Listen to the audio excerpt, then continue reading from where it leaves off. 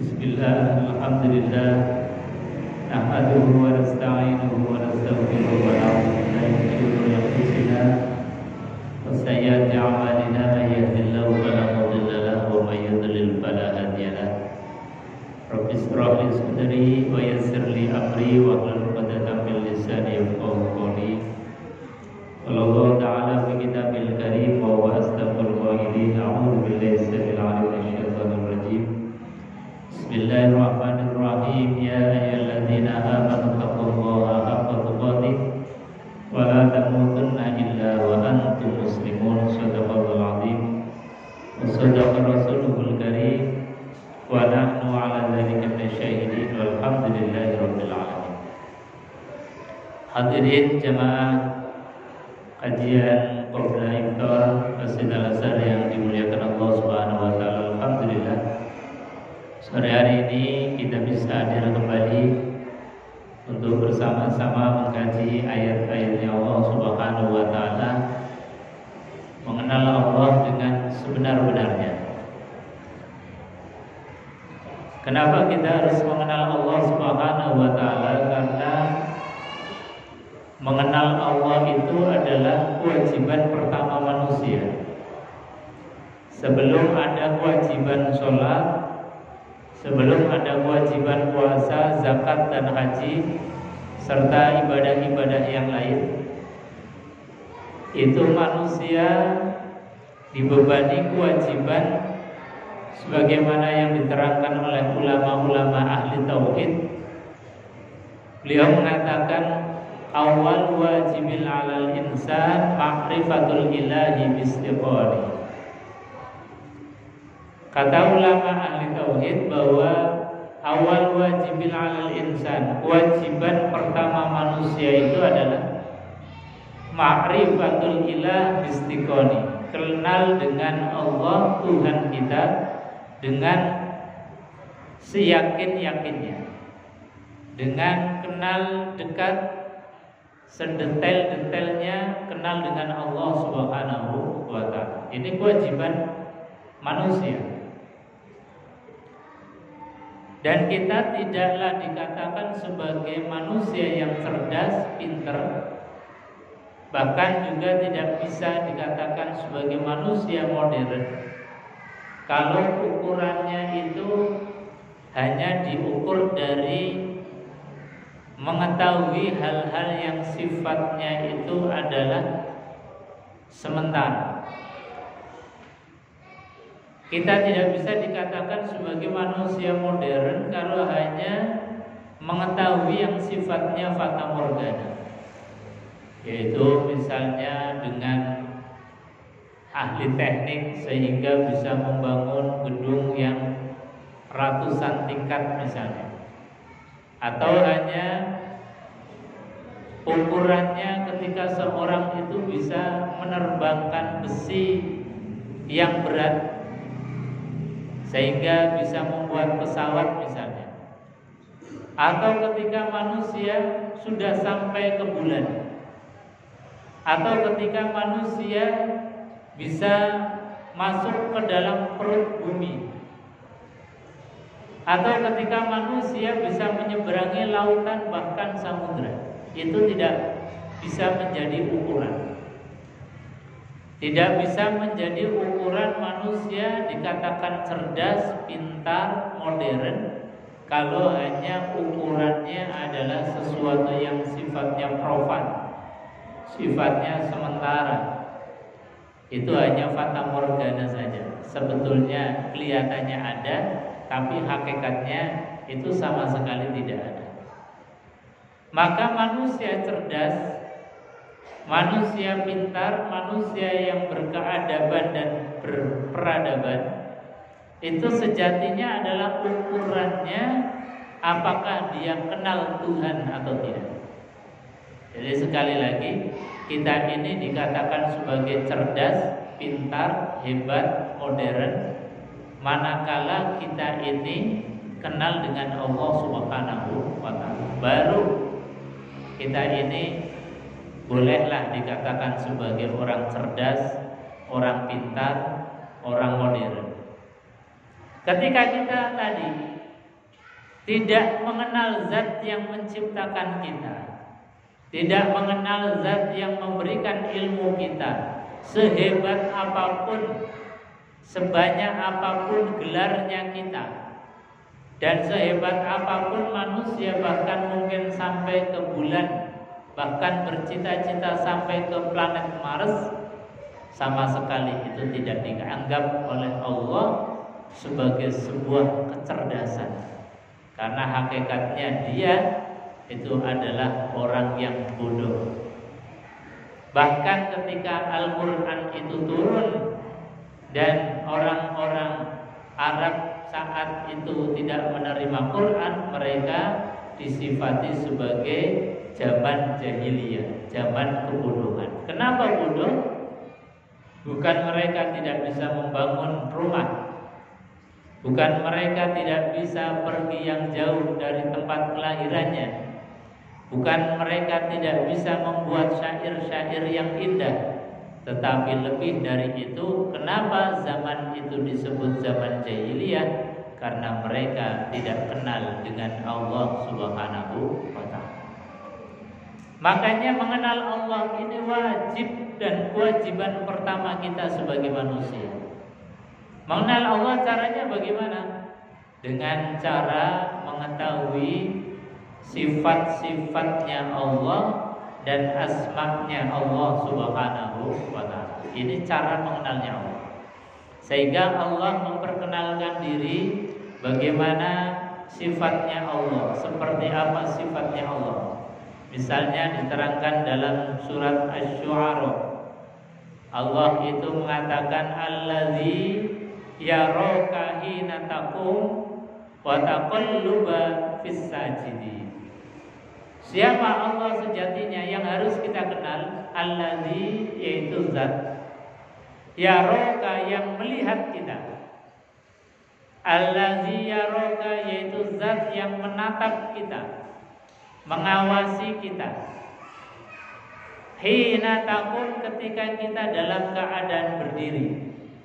Jadi waktu sholat kita berdiri, itu dilihat, ditatap, diperhatikan oleh Allah Subhanahu wa ta'ala. Maknanya apa? Ketika kita ayat ini ditarik dalam kajian fikih, maka saat kita sudah berdiri menghadap ke arah kiblat, tangannya diangkat mengucapkan kalimat takbir Allahu Akbar. Tidak ada aktivitas lain kecuali aktivitas berdialog, berbicara, berdiskusi dengan Allah Subhanahu wa ta'ala. Ketika kita ini sudah takbiratul ihram, tidak ada kalimat yang diucapkan. Meskipun sebelumnya itu boleh kita ngobrol sama temannya kanan dan kiri. Mungkin sebelum kita sholat, sebelum kita takbir, kita masih bisa mengucapkan, bahkan mengingatkan kepada temannya, ayo rapat-rapat, luruskan barisan, boleh. Tapi kalau sudah berdiri mengucapkan takbiratul ihram, namanya aja takbiratul ihram, takbir yang mengharamkan apa-apa yang sebelumnya halal. Ketika sebelumnya itu boleh kita ngobrol sama teman, tapi setelah takbiratul ihram sudah haram hukumnya ngobrol, berbicara sama temannya, berbicara sama kanan kirinya. Ketika makan minum sebelum takbiratul ihram itu boleh. Setelah kita mengucapkan kalimat Allahu Akbar, hukumnya haram, tidak boleh. Karena apa? Bisa membatalkan sholat. Jadi ini takbiratul ihram yang artinya apa? Ketika kita berdiri takbiratul ihram, kita harus punya kesadaran bahwasanya allazi yaraka hina taqum, Allah Subhanahu wa ta'ala sedang menatap kita, memperhatikan kita. Kayaknya tidak elok, tidak layak kemudian kita hadir di hadapan Allah dalam keadaan malas-malasan, tengok ke kanan, tengok kiri, atau kita mungkin memainkan kepala dengan mengangguk-anggukkan, lihat atas, lihat bawah. yang mencerminkan tidak ada keseriusan di dalam melaksanakan sholat, tidak ada keseriusan di dalam kita ini tawajjuh ilallah. Maka saat kita sudah takbiratul ihram, Allahu Akbar, punya kesadaran penuh bahwasanya kita sedang ditatap, diperhatikan oleh Allah Subhanahu wa taala, sehingga kita menjadi khusyuk di dalam sholat. Sekali lagi, khusyuk dalam sholat adalah ketika kita punya kesadaran Allah memperhatikan dan melihat apapun yang kita lakukan. Wa yuqallibu fi sajidin, bahkan pergerakan kita, perubahan gerak kita dari berdiri kemudian ruku, i'tidal sampai sujud, itu semuanya adalah dalam pengawasan Allah Subhanahu wa taala. Makanya di dalam surat Al-Hadid Allah berfirman, wa huwa ma'akum aina ma kuntum. Allah juga memperkenalkan sifatnya wa huwa, dan dialah Allah ma'akum yang membersamai kita. Aina ma kuntum, dimanapun kalian berada. Jadi pengawasan Allah harus kita ini sadari betul. Dimanapun berada kita, ini Allah menyertai kita. Saat ini kita duduk di masjid mendengarkan kajian, Allah pun membersamai kita. Nanti kita pulang ke tempatnya masing-masing pun dalam perjalanan sampai di rumah, sampai di tempat kita, Allah tetap masih membersamai kita, menatap kita, memberikan rahmat kepada kita, sehingga apa? Kita tidak pernah berhenti dari rahmatnya Allah, dari nikmatnya Allah. Meskipun kadang-kadang kita berhenti untuk bersyukur, kita mengucapkan alhamdulillah itu kalau ingat, atau kita mengucapkan alhamdulillah pas sholat saja, karena memang di dalamnya kita harus mengucapkan alhamdulillah. Tapi ketika kita ini kemudian tidak sholat misalnya, atau tidak mendapatkan nikmat yang menurut kita ini besar, kita ini kadang-kadang lupa mengucapkan kalimat alhamdulillah. Contohnya, sore hari ini kita duduk dengan nyaman, santai, angin sepoi-sepoi, saking halusnya kita tanpa terasa. Ada angin yang sangat nikmat di sekeliling kita, sampai kita menghirup udara pun sudah ratusan kali di tempat ini, bahkan mungkin ribuan kali. Nikmat Allah masuk keluar yang kita rasakan, tapi belum disyukuri dengan kalimat alhamdulillah. Tapi insya Allah, meskipun kita lisannya belum mengucapkan kalimat alhamdulillah, tapi dengan hadirnya kita di majelis ilmu, hadirnya kita ke tempat-tempat yang baik, meskipun lisan kita tidak mengucapkan alhamdulillah, insya Allah itu bagian dari rasa syukur kita kepada Allah. Jadi hadirnya kita di majelis taklim ini mensyukuri masuk keluarnya udara dalam hidup kita yang kita nggak sadari sejak tadi. Kita baru sadar setelah saya menyampaikan, setelah ada diingatkan bahwasanya ternyata banyak nikmat Allah yang belum kita matur suwun, belum kita syukuri, belum kita terima kasih. Tapi insya Allah, kata baginda Rasulullah SAW, kalau badan kita, waktu kita, mata kita, telinga kita gunakan untuk sesuatu yang diridhoi oleh Allah Subhanahu wa taala, meskipun lisan tidak mengucapkan matur suwun, terima kasih, alhamdulillah, insya Allah itu sudah bagian dari mensyukuri nikmat Allah Subhanahu wa taala.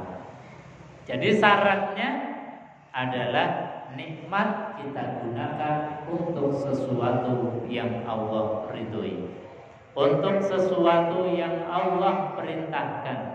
Insya Allah itu bagian dari mensyukuri nikmat Allah. Meskipun kadang-kadang kita lupa, nikmat Allah yang diberikan kepada kita sungguh-sungguh amat sangat banyak. Hadirin jemaah yang dimuliakan Allah, maka diingatkan oleh baginda Rasulullah sallallahu alaihi wasallam dalam sebuah hadisnya, beliau mengatakan al-qayyis man dana nafsahu wa amila lima ba'dal maut. Kata Nabi, di antara orang yang dikatakan sebagai orang cerdas. Tadi di awal kami sampaikan cirinya orang cerdas itu bukan yang gelarnya rentengan, bukan yang sekolahnya sampai mentok, tapi orang yang kenal dengan Allah Subhanahu wa taala. Ini yang pertama. Nah, kenalnya tadi merasakan Allah itu dekat dengan kita, pengawasan Allah itu senantiasa tidak pernah lepas. Kemudian baginda Rasulullah menjelaskan di antara ciri orang cerdas, al-qayyis. Kata Nabi, orang yang cerdas itu adalah mandana nafsahu wa alima lima ba'dal maut. Adalah orang yang menjaga dirinya, kemudian beramal untuk investasi akhirat. Jadi orang cerdas adalah orang yang mendayagunakan semua nikmat dari Allah, termasuk nikmat yang nempel di tubuh kita. Kita gunakan, kita daya gunakan untuk sesuatu yang berbuah di akhirat. Nah, ini namanya orang cerdas. Jadi orang cerdas, orang yang mendayagunakan mata kita, ini adalah investasi akhirat. Caranya bagaimana? Kita gunakan untuk mencari ilmu, kita gunakan untuk mentadaburi Al-Quran, membaca Al-Quran, melihat orang tua kita, melihat orang-orang soleh. Ini adalah investasi akhirat dari mata kita. Jangan mata kita kemudian kita gunakan hanya untuk melihat sesuatu yang kurang faedah. Orang tua tidak pernah ditata, Al-Quran tidak pernah dilihat, ilmu tidak pernah kemudian kita baca. Kita hanya mungkin copy paste. Itu namanya belum mendaya gunakan ilmu kita, belum mendaya gunakan mata kita. Maka orang cerdas itu apapun nikmat yang Allah berikan, ini sebagai media sarana investasi untuk menghasilkan sesuatu nanti di akhirat. Jangan hanya investasi dunia saja yang dikejar, tapi lupa investasi kita di akhirat. Maka kata baginda Rasulullah, cirinya orang cerdas, bukan orang pintar. Orang cerdas adalah tadi orang yang menjaga dirinya, mendaya gunakan apapun. Kemudian wa amila lima ba'dal maut, untuk beramal persiapan nanti di akhirat setelah kematian kita. Yang itu durasinya, waktunya abadan selama-lamanya. Maka jangan gadaikan dunia ini hanya untuk kepentingan dunia, tapi jadikan dunia kita untuk investasi akhirat. Mudah-mudahan sedikit yang saya sampaikan nasihat dari baginda Rasulullah SAW menjadikan pribadi kita menjadi orang-orang cerdas, orang-orang pintar, yang cerdas pintar dalam kacamata Allah dan kacamata baginda Rasulullah SAW. Saya kira itu. Mari kita tutup dengan doa kafaratul majelis bersama-sama. Bismillahirrahmanirrahim. Subhanakallahumma wa bihamdika asyhadu an la ilaha illa anta astaghfiruka wa atubu ilaik. Assalamualaikum warahmatullahi wabarakatuh.